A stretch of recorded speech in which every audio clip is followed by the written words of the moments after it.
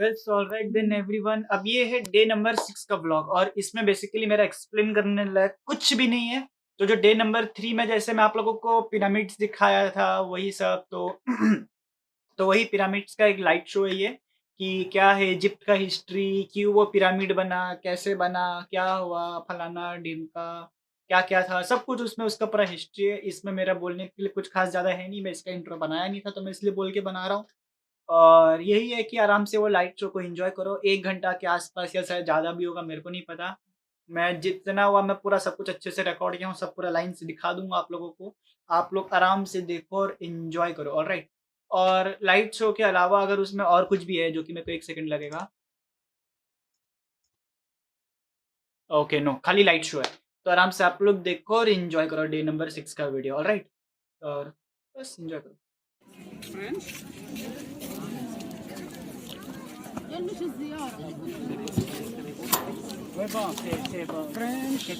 शुक्रान।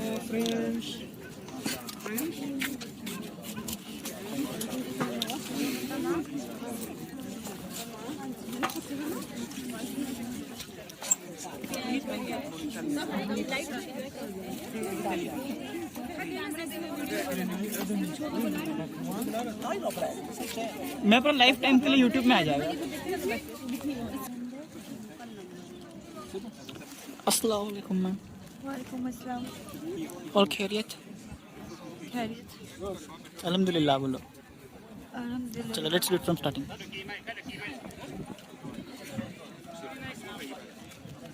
अस्सलाम वालेकुम मैम। वालेकुम अस्सलाम। और खैरियत? अल्हम्दुलिल्लाह। I'm sorry. Can you retake this? Okay okay. अल्हम्दुलिल्लाह बोलो। अल्हम्दुलिल्लाह। हाँ।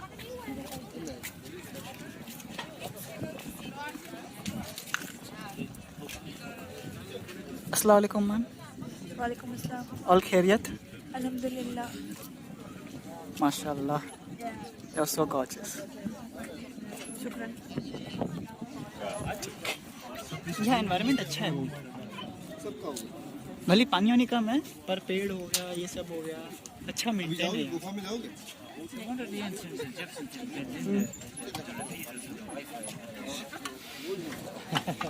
दीदी राजा का देखे थे कि नहीं बोला? राजा का गए थे ना अंदर, अच्छा लगा?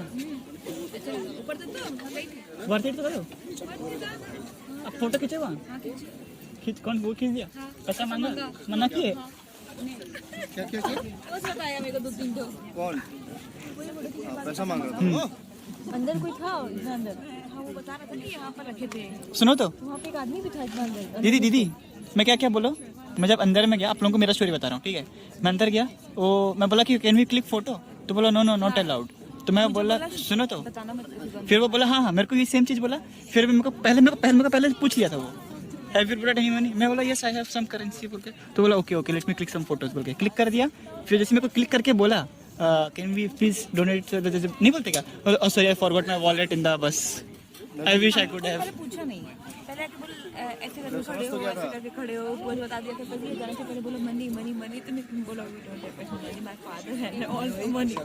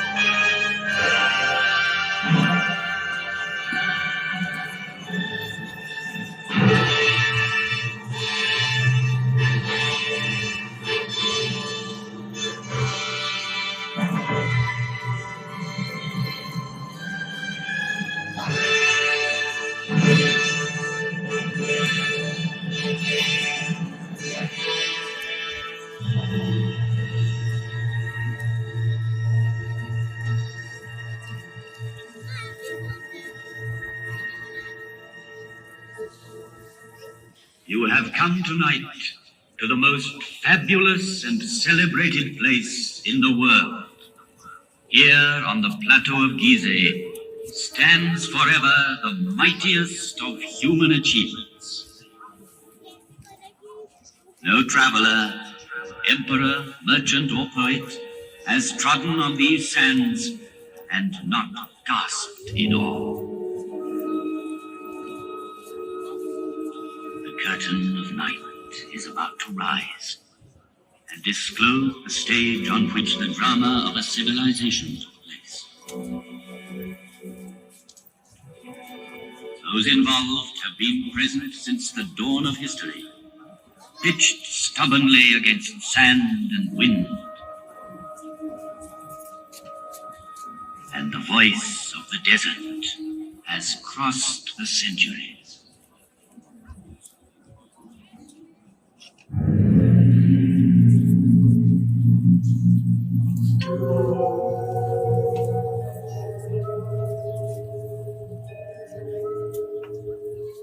Where each new dawn I see the sun god rise on the far bank of the Nile.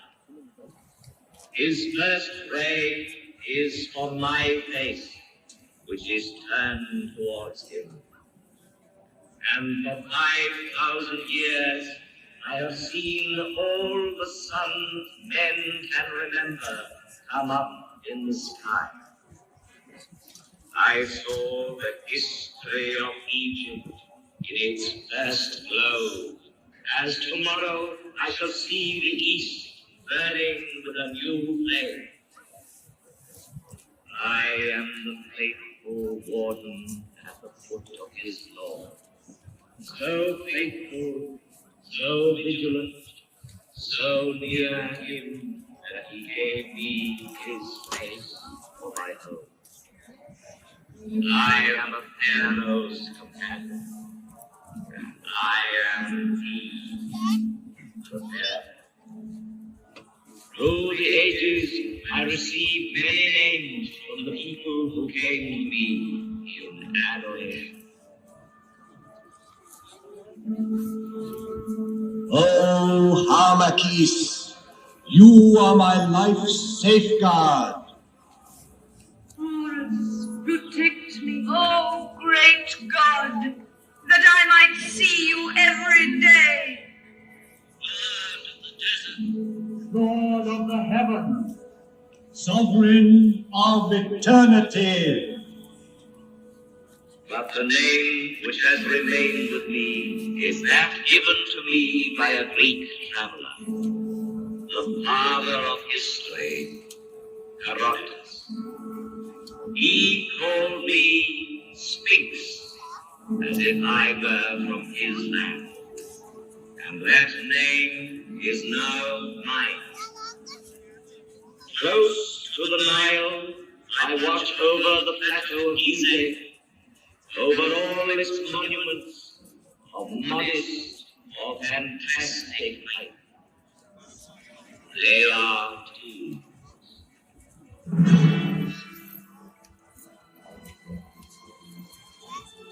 Civilizations are like islands on the ocean of barbarism. Over this one, the Sphinx has gazed and watched for 5,000 years.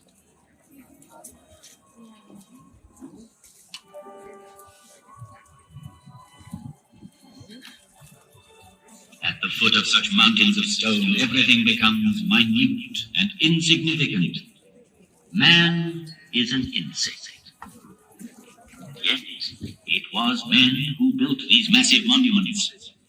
And the names of pharaohs whose tombs they are have crossed the ages. Their glory has defeated time.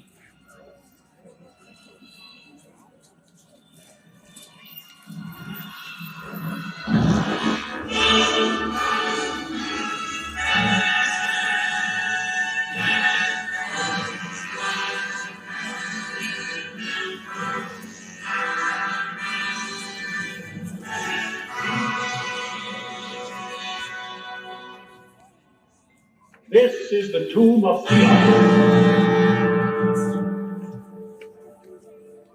Pharaoh of the 4th dynasty, 4,500 years ago. Here is the great pyramid which he built to defend himself against death. 455 feet high. He achieved the building of the highest monument then known to man. The area it covers is vast enough to hold St. Peter's Cathedral in Rome, the cathedrals of Florence and Milan, Westminster Abbey and St. Paul's. 3 million blocks of stone, some of them weighing 30 tons, were assembled by Cheop's faithful workmen to achieve this fabulous construction. At the center of it, the pharaoh planned his inner chamber, where his mummy was to lie in splendor for eternity. At the foot of this pyramid, in the rock, a temple was built, and there were kept the barges of Cheops, the barges of night. In these large wooden vessels, the dead pharaoh could continue his voyage in darkness towards eternity. But all that remains of him is a small ivory figure, showing a noble face, the nose aquiline, the jaw determined, and the hieroglyphs representing the name he gave to his pyramid. Cheops dominates the horizon. The Pyramid of Khephren. It too bears an inscription, Khephren is great. Yet, out of respect for his father Cheops, Khephren built his pyramid on a slightly smaller scale. Each side of the base measuring 710 feet, the angle being 52 degrees, it reaches a height of 445 feet. The brilliant covering of polished limestone on the apex originally extended over all 4 sides, adding to the magnificence of the pyramid.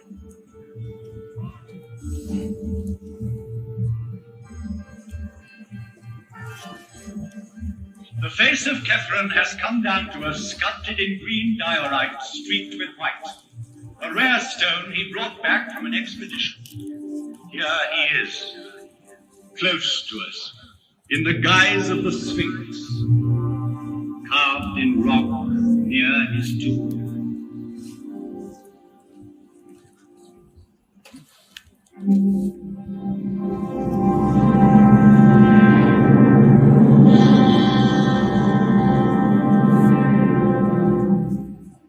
Mykerinus.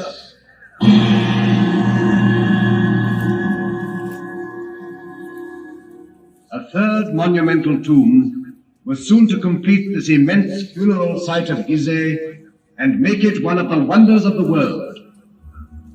Though smaller, the Pyramid of Mykerinus is perhaps the most impressive for being the culminating point of a vast design. Having built it, the workmen climbed down from its granite flanks and, laying down their tools, looked up with wonderment.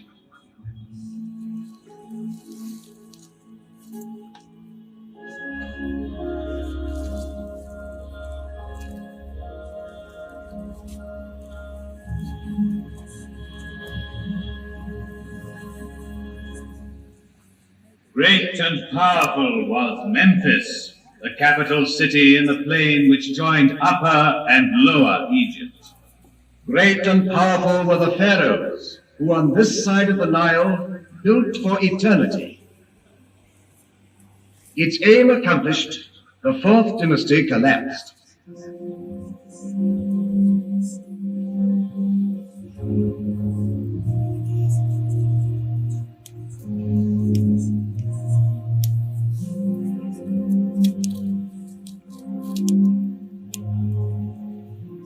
But the pyramids still stand. And the inscription on the one that completed the design claims, "Divine is Mykerinus."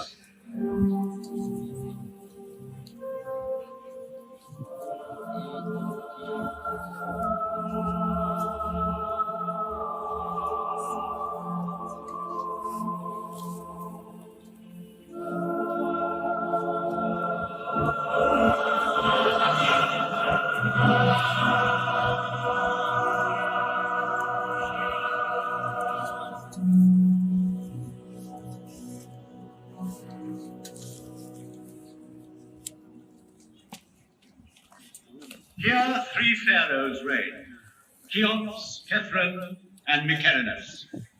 Sarcophagi may be empty, wrappings unwound, yet Cheops, Khephren, and Mycerinus still reign, bearing the double crown of Upper and Lower Egypt.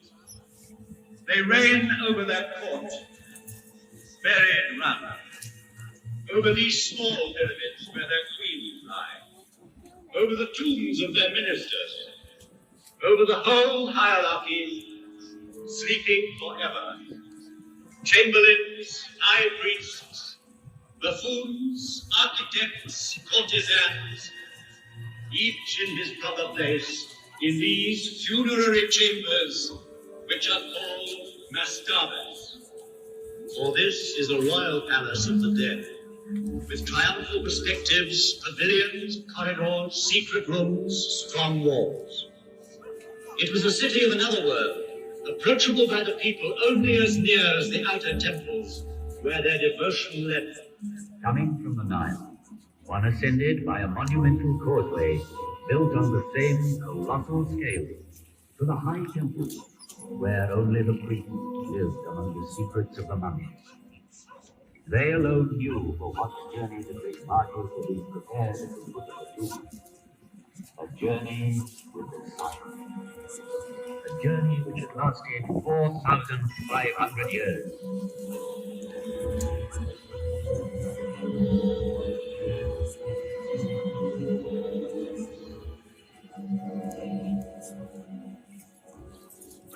In the maze of this metropolis, let us stand by a tomb like 1,000 others, that of the mother of Cheops, and in it, by the litters marked with golden hieroglyphs, which she had prepared for the eternal journey by her son's side.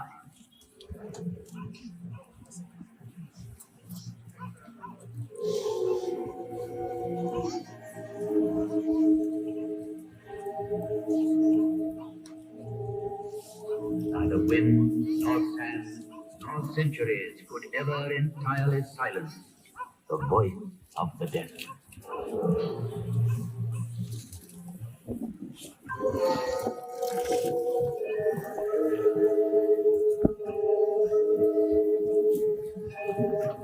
I bear witness to the will of Cheops, my father, to define time forever. I saw Antony and Cleopatra pass, Alexander, Caesar, and Napoleon fall at my feet. I saw the ambitious dreams of conquerors whirling like dead. तो बहुत famous Rani As my motto, I chose an Arab saying: the world fears time, but time fears the tyranny.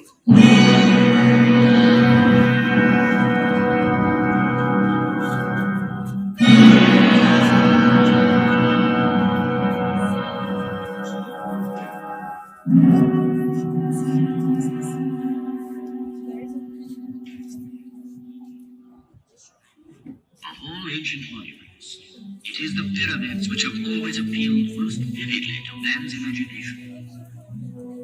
Considered from its top downwards, the pyramid is like the sun's rays bursting through a gap in the clouds. It commemorates the greatest victory of all, victory over death. It is the most perfect picture, the strongest tent, whose great stone sides are both roof and fall, and so carefully sealed that the dream entrusted to it can live to the end of the world. The dream of immortality. To achieve this, the farmers prepared the body for 2 months, emptying it of all but its heart and kidneys.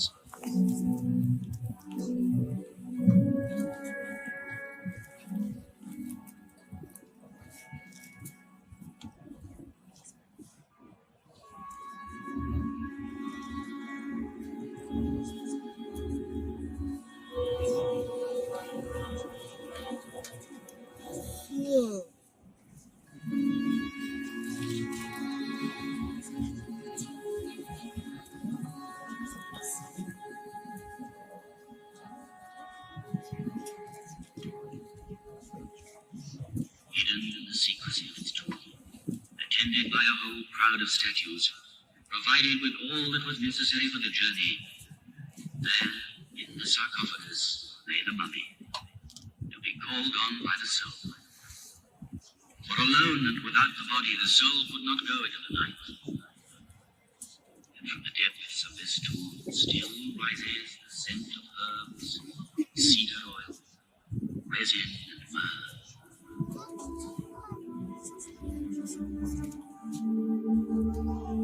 But a pyramid is also the perfect combination of simplicity and magnitude, and the interplay of its angles makes the best harmony of shape and volume. It is architecture's purest achievement, because it relies on the straight line alone. Never has the straight line been drawn with more mastery, skill, and strength. Homage must be paid to Imhotep, the learned, who at Saqqara conceived and built the archetypal pyramid. Made up of 6 mastabas, it rose gradually in a broken line of steps. The idea had been born. Calculations had begun. The perfect form was there.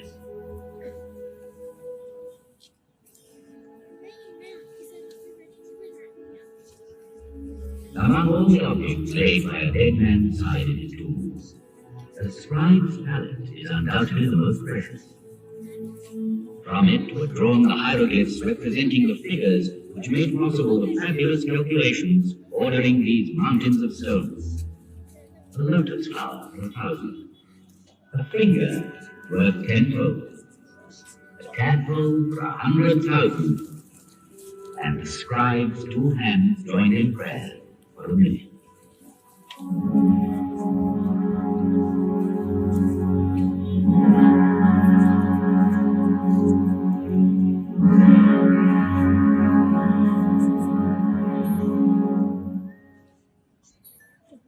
Stone by stone, it was built from earth to heaven.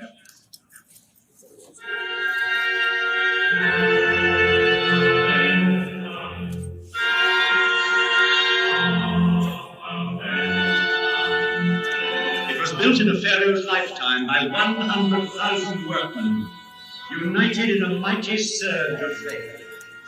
Each stone averaged 2.5 tons in weight. 3 million blocks were hoisted up and laid one upon the other. The finest ones of pure granite were dug up in the quarries of Aswan, whence they came by boat, carried by the flooding of the Nile. The movement of these great waters drove the farmers from their inundated fields to the plateau of Gizeh, where they joined the army of laborers and built. These stones were hauled singly on earth mounds, backed higher and higher as the edifice grew.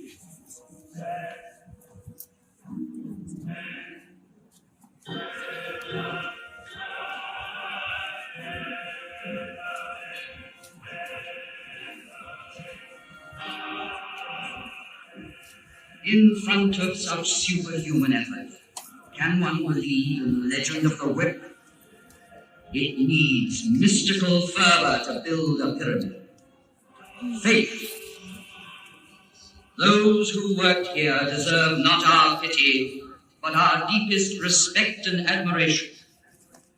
They lived through one of those rare times when man knows with absolute certainty what he has to do and where to go, because he believes. Here man thought that death was vanquished.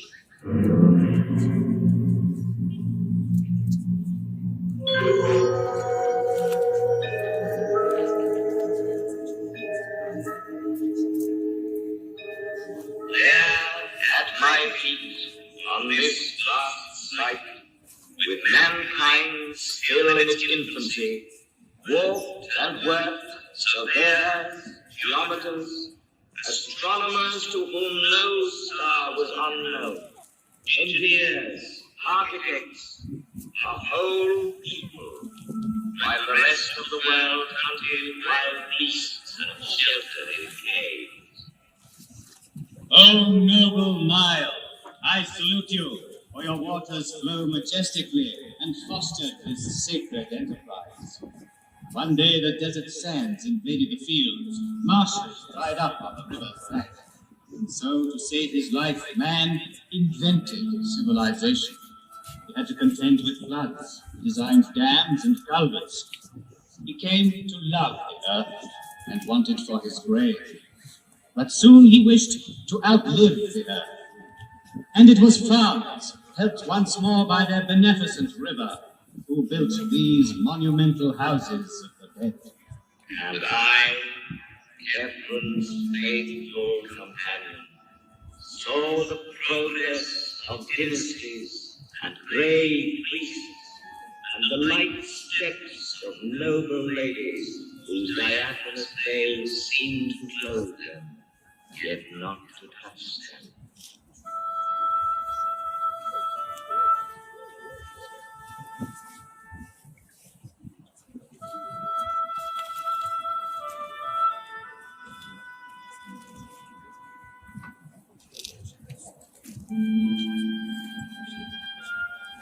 Do you remember the story of the falcon that stole a sandal while the women were bathing?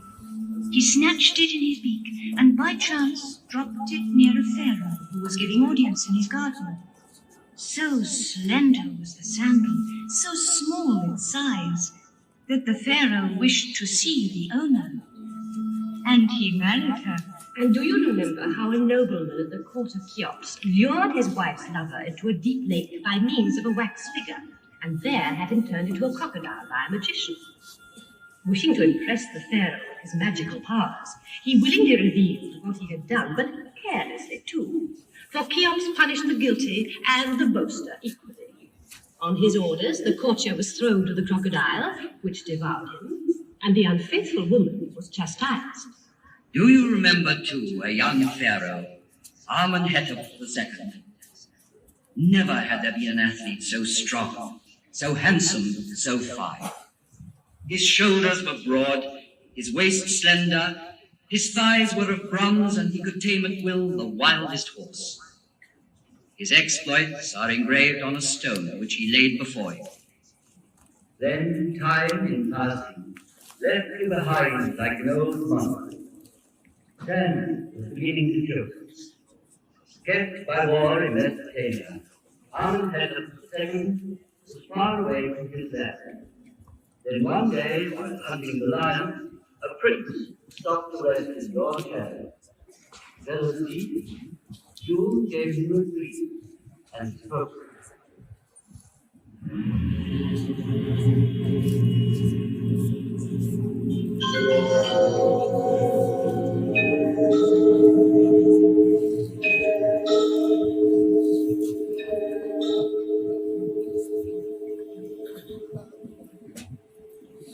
Cast your light on me, my son. Listen to me, and the white crown and the red will be yours. The crown of power and of glory, yours will be the land in its bread and meat. Do you see how I am on Lord? How my body is neglected? I, the master of the plateau of Gizeh,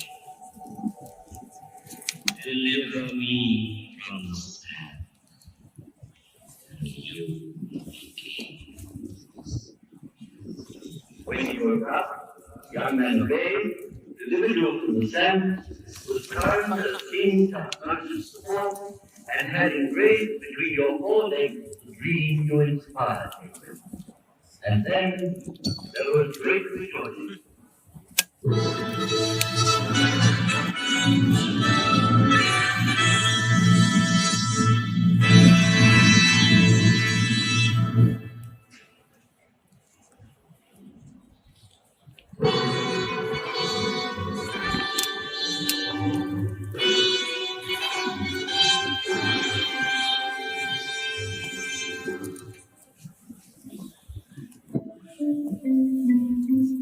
The coronation ceremonies have begun. Crowds have gathered on the bank of the Nile to watch the ritual tests of strength.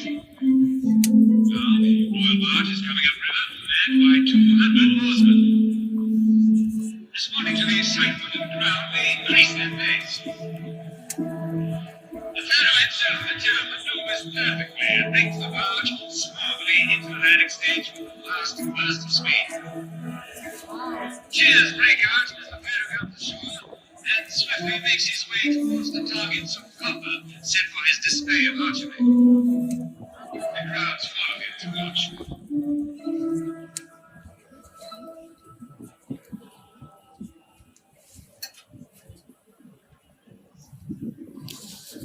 Here, while he waits for his bows to be brought, his eye is caught by the bucket of a tamed horse, and he harnesses it to his chariot. There's a gasp in the crowd. The Pharaoh is holding the reins tightly and curbing the horse to his will. He drives it round the dais, then brings it quietly back to its room. Cheers!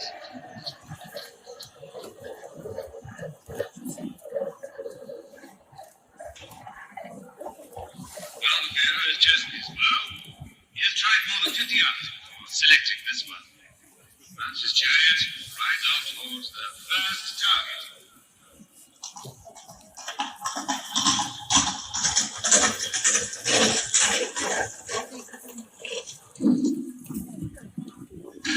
The arrow has gone straight into the center. And again. And now, his last arrow hits the target and goes back.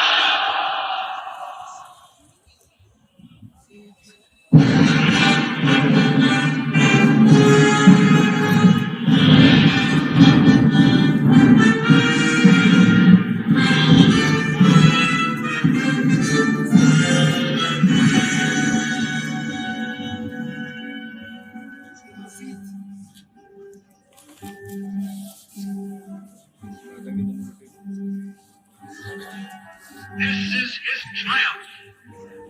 Standing up in his chariot, the Pharaoh makes for the dais where his throne awaits him. The court, the priests, the people present him with praise, incense, and offerings. He receives the double crown, and mounting his triumphal chariot, goes to worship in the temples of Harmagis, Cheops, and Khephren. Long live the Pharaoh!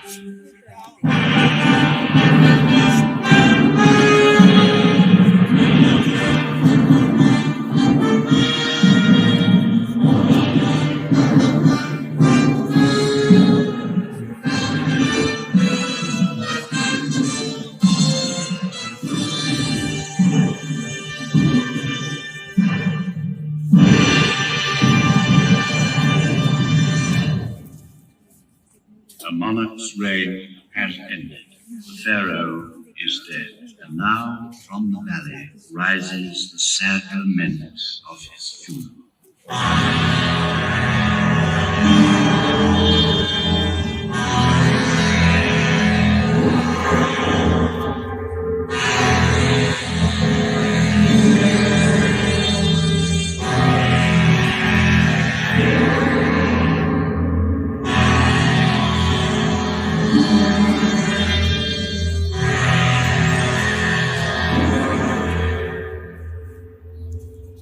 The Pharaoh is at rest in his coffin made of wood, adorned with gold and precious stones. The ceremony at the lower temple is over. Descending the causeway, the funeral procession nears the tomb, escorted by princes, high state officials, and priests.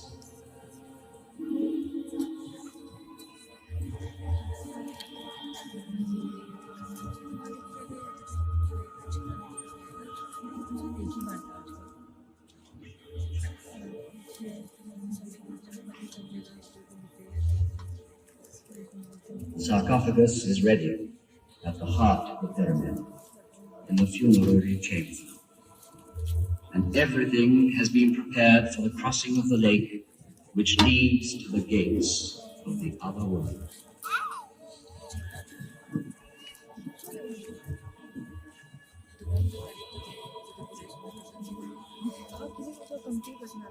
The last slab of stone is going to be sealed with such cunning that it will never be known which part of the wall is the door.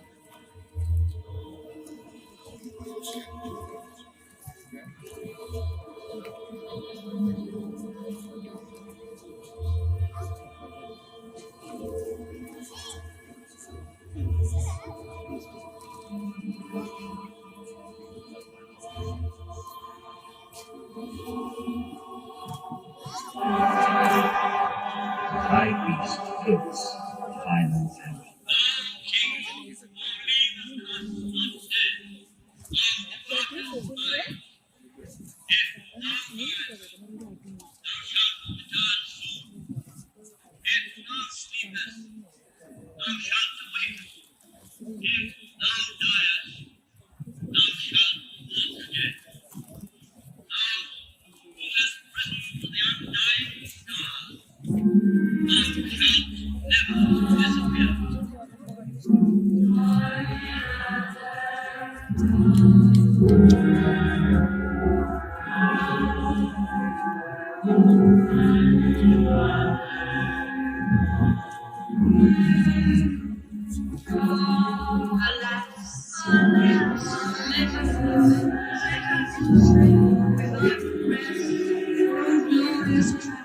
To eternity, God, no, captive.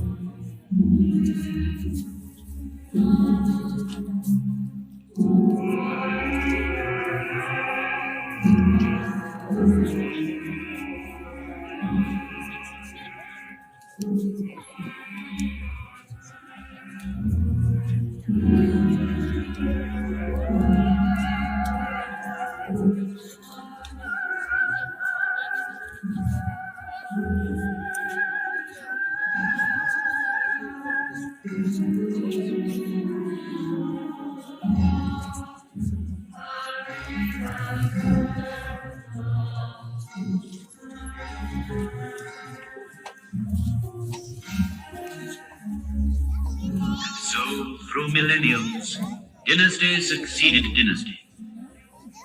But among all the monarchs of ancient Egypt, none is more appealing than this young pharaoh, poet and a mystic, who followed Amenhotep III.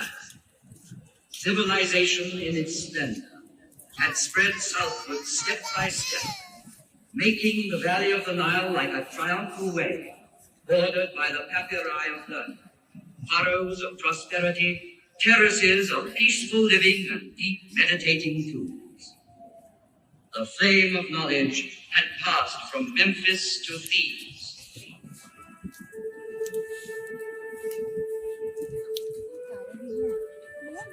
Large, pensive eyes, a weak body and girlish softness, such is the strange youth who has been made all-powerful. He leaves Thebes in order to found his own city. He rejects the god Amon and his priests to worship a god of his own choosing, Aton, who is in and he discards the name of Amenhotep IV to adopt another, Akhenaton.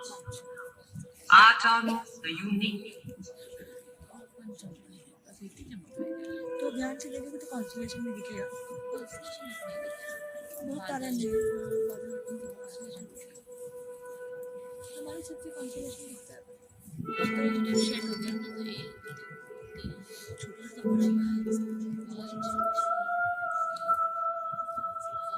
With him, the walls surrounding the royal wives fall. The veils are drawn back, and in centuries to come, people will see and love the graceful figure of Nefertiti. She was by his side in his struggle to establish the new faith. Of this faith, she was like a reflection. Her radiance inspired sculptors. Thus, the image of her beauty came to us in stone. 30 years old, and he died. 3,300 years ago, he wrote and recited this prayer.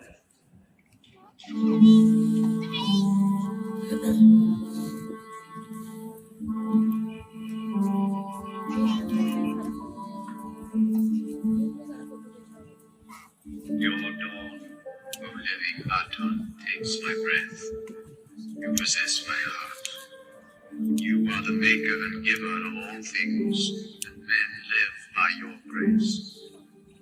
Aton, living and life-giving forever and ever.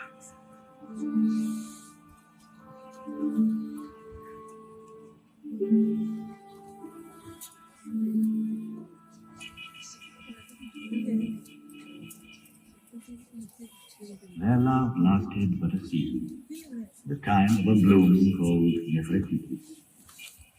Yet there is sadness still in the hearts of men. His successor's name was to have been Tutankhamun. He chose to be known as Tutankhamen after the old god of tradition. Frail and tender, Tutankhamen died not yet 20 after a reign of 6 years. But 3,000 years have not yet withered his fine, youthful face, nor tarnished the treasures gathered round him in his unfinished tomb of the Valley of the Kings. Today, the world marvels at them.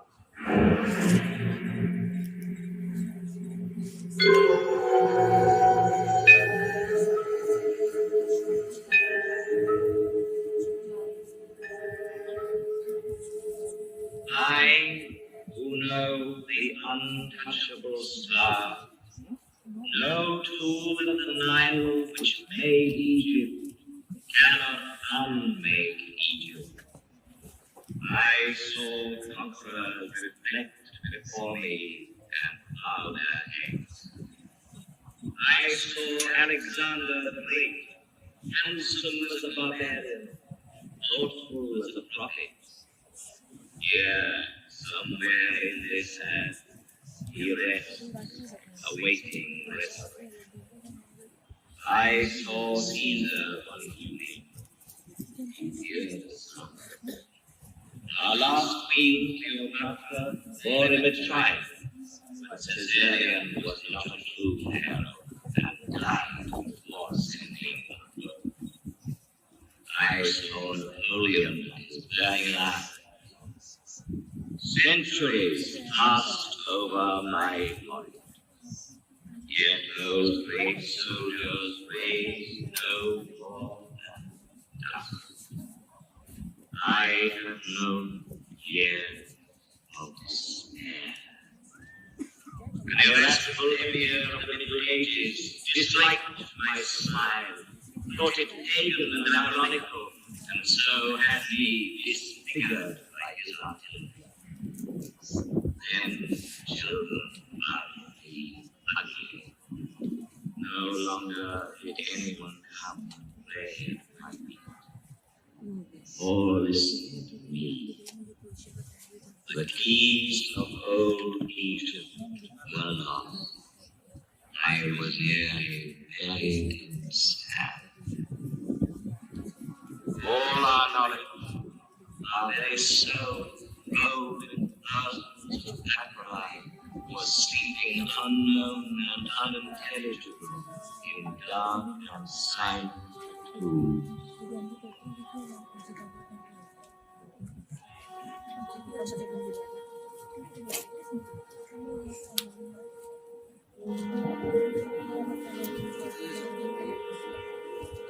Yet a miracle did happen. It was in 1799, near Rosetta. One of Napoleon's officers discovered a stone, a monolith, bearing an edict issued by Ptolemy. The inscription was in Greek characters and hieroglyphs. This was the cornerstone of Egyptology. True, it still remained to interpret its message. First came an Englishman, then a Frenchman, Champollion, the true father of Egyptian philology. He was so inspired as to decipher the lost tongue of ancient Egypt from a few mysterious hieroglyphs. Then it was like a resurrection. All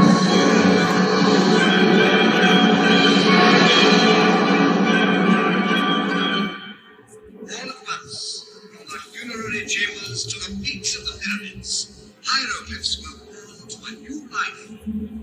Animals such as flowers, fishes, hairs, and drapes, the mysterious characters suddenly woke up, flutter and sang like creatures of the fields as the sun rises. It is as if in answer to a celestial call of goddess, old Egypt had risen from its grave, young and immortal. Young, immortal, and rich in beauty, like Aphrodite.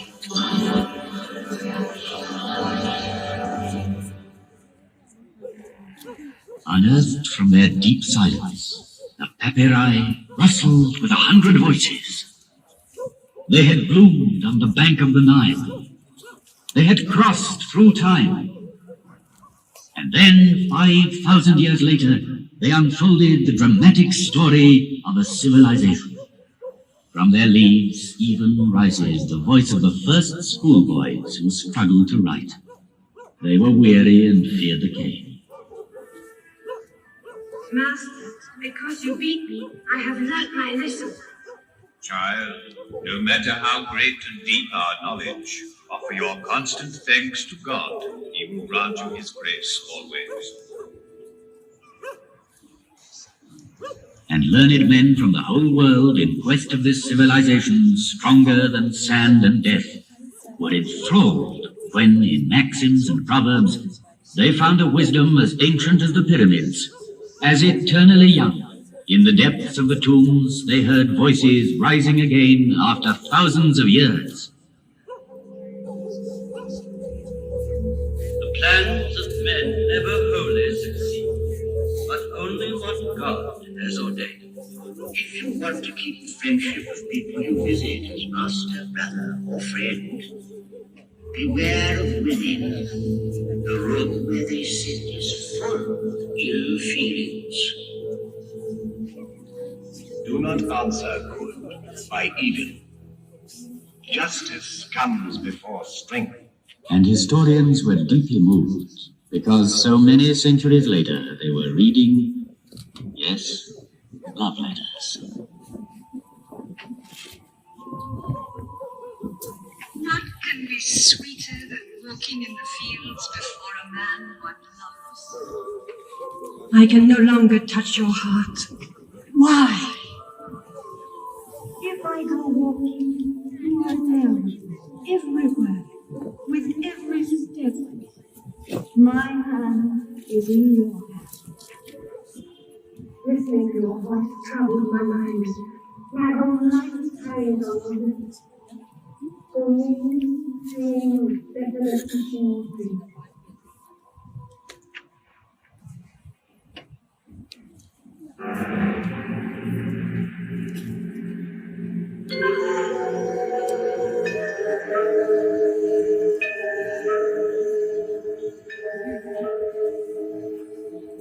Such was my message from the depth of the ages. Girls' voices, the voice of wise men, of children, the voices of ancient Egypt. And if those voices sounded familiar to you, it is because their first echo had already reached you through Greece and Rome, Christianity and Islam.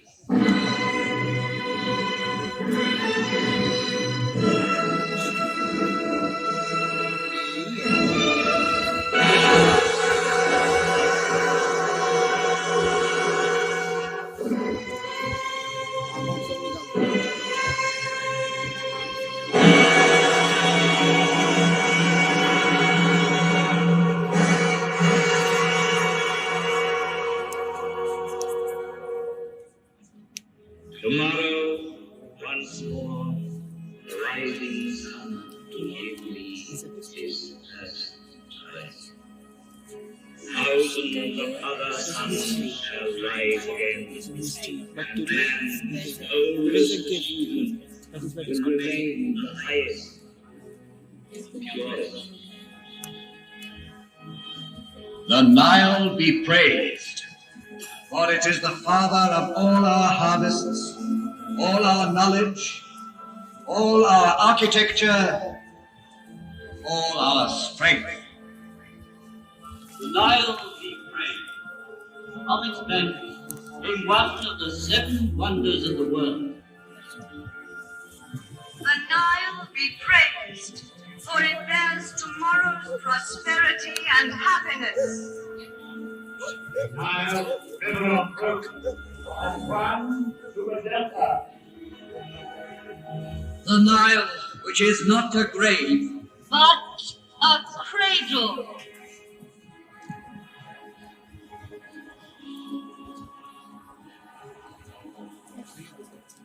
In the course of time, only human achievements crumble But the spirit which conceived these monuments cannot perish.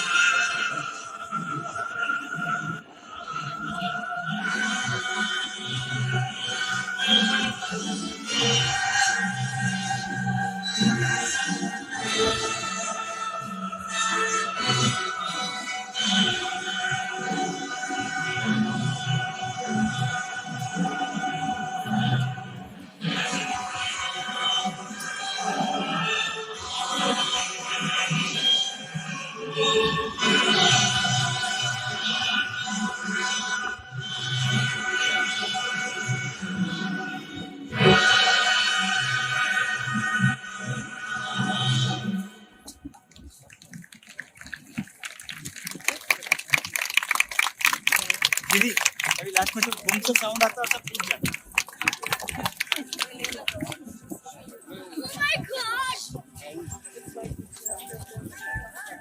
तुम तो पूरा history जान के चिरी Egypt का।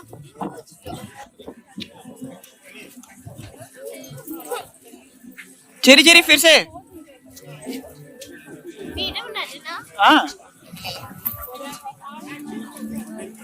तो alright then everyone, I hope कि आप लोगों को डे नंबर 6 का वीडियो पसंद आया होगा। If you do then video को एक लाइक जरूर कर दो। भाई के फैमिली का हिस्सा बनने के लिए चैनल का सब्सक्राइब बटन को याद से दबा देना। और अगर आप लोगों को कुछ भी मेरे साथ शेयर करना है, कुछ भी बताना है कि वीडियो में ये करेक्शंस करना है, तो कमेंट कर दो आराम से, भाई उसका ध्यान रखता है। और सबसे इंपॉर्टेंट चीज, इजिप्ट का व्लॉग खत्म नहीं हुआ है, और भी व्लॉग आने वाले हैं, तो इसलिए मेरा बेल आइकन को भी दबा देना सब्सक्राइब के बाद, तो आप लोगों को अपडेट्स मिलते रहेंगे। अगर आप लोगों को मेरा इजिप्ट का व्लॉग अच्छा लग रहा है तो नेक्स्ट वीडियो आती ही आप लोगों को मालूम पड़ जाएगा। So yes, stay tuned for more. Till then bye bye and love you all.